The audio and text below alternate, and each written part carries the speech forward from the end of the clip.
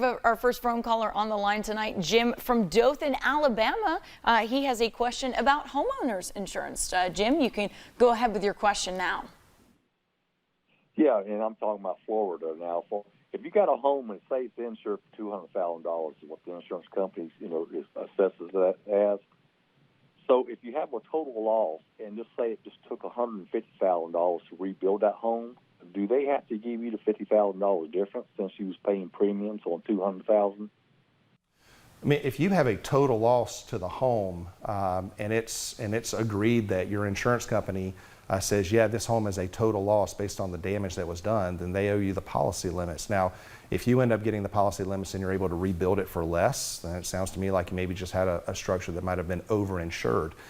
Typically, they set the policy limits based on a couple of things. Obviously, the value of the home, they look at comps, but they also look at what your mortgage is to make sure that there's at least enough insurance there that if there was a total loss, there's enough coverage there to pay off your mortgage in the event you do lose a home, and the bank's sitting there left going, wait a minute, the asset that we had securing our note is now destroyed. The mortgage companies and the banks and the insurance companies, they want to make sure that everything's kind of in line there. But yeah, if it's a total loss, then the measure of your damages is your policy limit.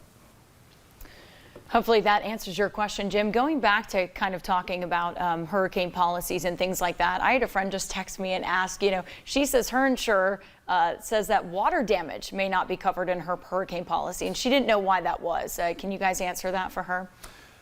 It depends. I mean, it could be like... again, yeah, it depends. I mean, most of the time when you're dealing with water damage, you're either dealing with wind-driven rain, which would be a covered peril under a tropical storm or a hurricane policy, a windstorm coverage. But if it's from busted pipes that were not related to a storm, that may be covered under a different part of the policy.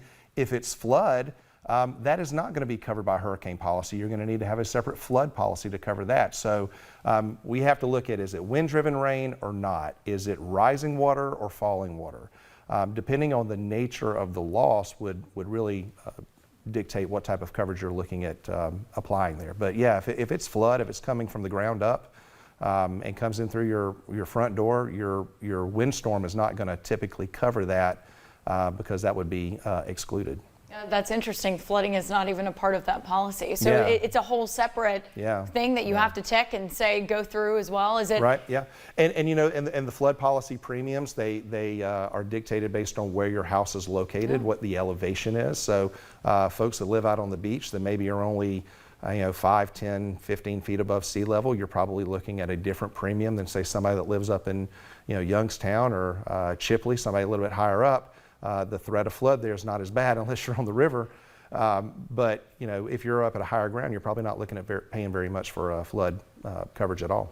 Well, great advice here on Law Call tonight. We're obviously talking all about insurance claims. So if you have a question, give us a call, 850-392-1544, or you can email us at lawcall@wmbb.com.